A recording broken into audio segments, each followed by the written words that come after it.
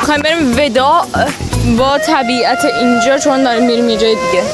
همینجور که وداع کردیم بابام گفت که بیا هندوانه بخوریم. عادت کردم. انشاءالله سال دیگر باشه. داریم احساسی داریم عمل میکنیم. سال دیگر همچو باران به دیدرت خواهند آمد. به دیدرت. من آدم آرومی. برش کن درود. قلعه نمیدونم چی میخوام قلعه نمیدونم که 1000 خورده پله داره.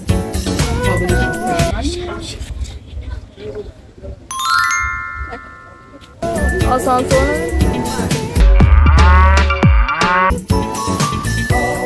خب داریم میریم هنوز. یه جور میگم هنوز کلا فکر کنم 5 دقیقه داریم میریم. وای بهشت.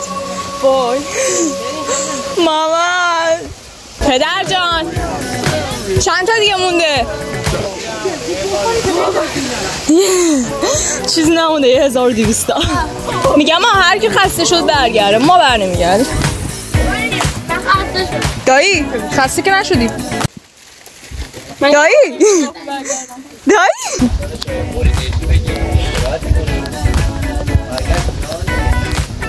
شاید خب روم نمیشه جواب بدم و این هی داشت میگم که مثلا جوابش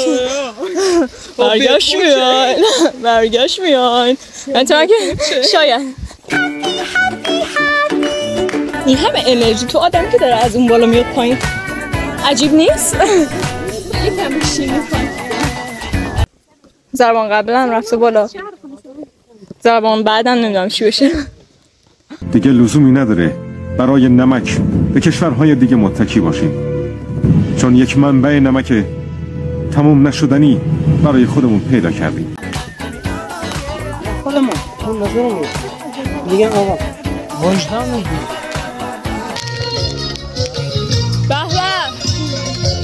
خدا قوت. خدا قوت.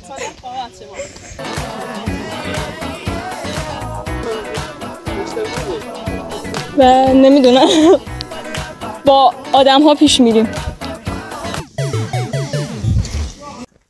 بابا یه چیزایی دارم میبینم خشکی.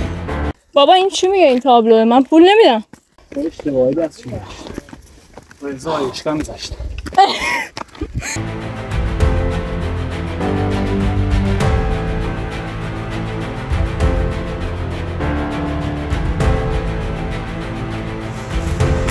بابا یه لحظه بابا یه باری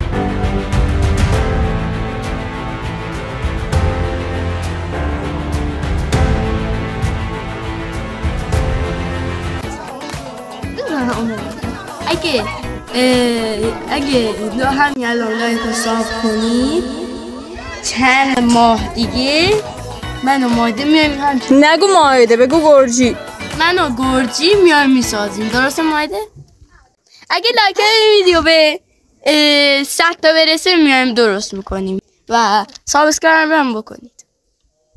بابا قول بده رسیدیم 10 دقیقه بشینیم. اومد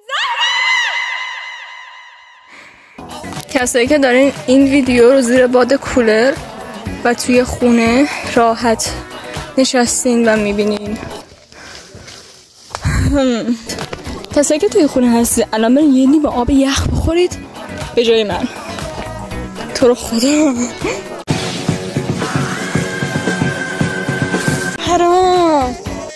درود زندگی، درود زندگی، درود زندگی. دوباره بالا. We going up, up, up. It's like gonna be golden. خب تازه راه برگشتم مونده. الان تازه داریم شروع میکنیم به راه برگشت رفتن. از قیافه میتونیم بفهمیم که چقدر خسته‌ام و الان نشستیم توی رستوران که بتونیم غذا بخوریم. بالاخره نشستیم تو ماشین. بالاخره بعد از اون همه تکاپو.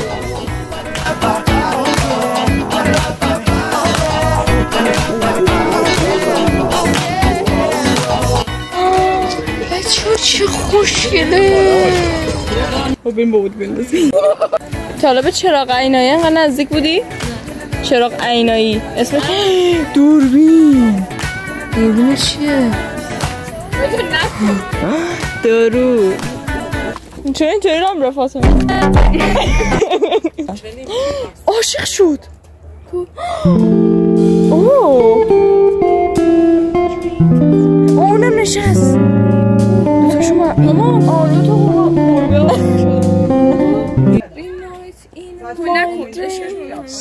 I see you I feel you. What the fuck is this? خب یکی تو بره نزدیک دیگه، یکی تو قرورش رو باید بشکنه.